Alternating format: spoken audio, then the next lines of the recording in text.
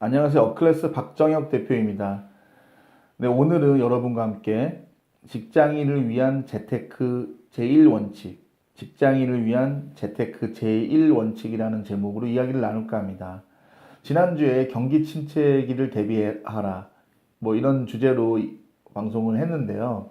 많은 분들이 봐주시고 또 저에게 개인 메시지로도 잘 봤다는 그런 응원의 메시지 보내주신 분들이 제법 있습니다.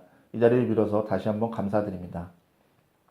오늘은 그 지난주 영상에 이어서 또 많은 분들이 저에게 질문하셨던 내용 중에 하나가 현재 지금 직장인인데 재테크를 어떻게 하면 좋을까라는 질문을 많이 하십니다.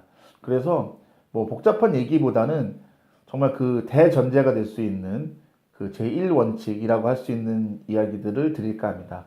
일단 결론적으로 말씀을 드리면 일단 재테크의 기본은 1억 원을 모으는 겁니다. 왜 1억 원이냐면요. 1억 원 미만의 돈을 가지고 주식 투자를 한다든지 부동산을 한다든지 할 수 있는 게 별로 없어요.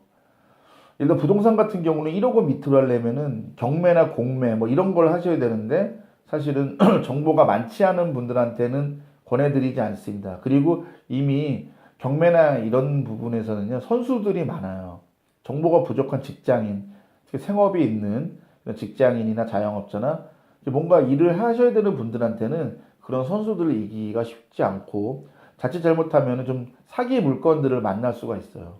그리고 주식이나 금융상품들은 지금 이렇게 불확실성이 심하고 경기 침체기에 접어들었을 때 투자를 하는 것은 상당히 위험한 일이죠. 그렇기 때문에 일단 1억 원을 모으는 것이 중요합니다. 그러면 1억 원을 모으는 방법은 뭘까요? 사실은 너무나 무식하고 어떻게 보면 너무나 단순한 방법일지도 모르지만 그냥 적금을 들고 열심히 저축하는 수밖에 없습니다. 왜 그 말씀을 드리냐면요. 사람들이 욕심을 내서 뭔가 이렇게 작은 돈, 예를 들어 1,000만 원이면 1,000만 원, 500만 원에 500만 원 이런 돈을 가지고 자꾸 튕겨보려고 그래요. 여기서 투자를 해봐서 이걸 얼마로 불리고 아닙니다. 1억 원까지는요. 그냥 닥치고 저축을 하는 방법밖에 없습니다. 물론 조금 빨리 하려면은 은행이나 아니면 제2금융권의 고금리 저축 상품 같은 걸 가입하셔갖고 꾸준히 저축하는 수밖에 없어요. 그래서 1억 원을 모아야 됩니다. 만약에 1억 원 밑으로 하게 되면 어떤 또 부작용이 생기냐면요. 증권 같은 경우는 그런 일종의 수수료 이런 게 있잖아요. 근데 그 수수료가 생각보다 적지 않습니다. 왜냐면 보통 주식 투자를 하다 보면은 또 매수를 하고 또 매도를 하고 이러다 보면은 그 수수료가 상당히 꽤 많이 붙거든요. 그리고 부동산 같은 경우도 각종 세금이 또 붙고 수수료나 세금이나 이런 걸 감안하면은 1억 원 1억 원 이하의 돈을 가지고 이렇게 굴리다 보면요. 결국 정산을 해보면 수수료로 빠져나가고 세금으로 빠져나가고 이런 식입니다. 그렇기 때문에 일단 1억 원을 모아야 됩니다.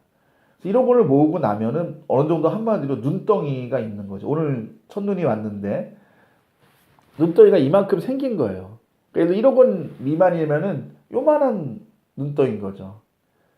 어느 정도 눈덩이가 규모가 있는 상태에서 굴려야 큰 눈덩이가 되는 것처럼 그 기준점은 저는 1억 원이라고 생각합니다.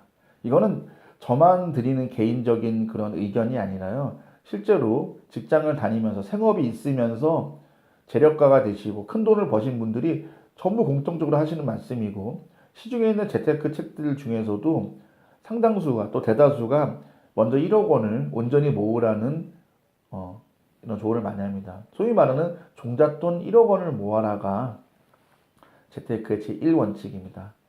그리고 여담으로 말씀을 드리면 지금 직장인 분들이 생각보다 되게 대출이 많습니다.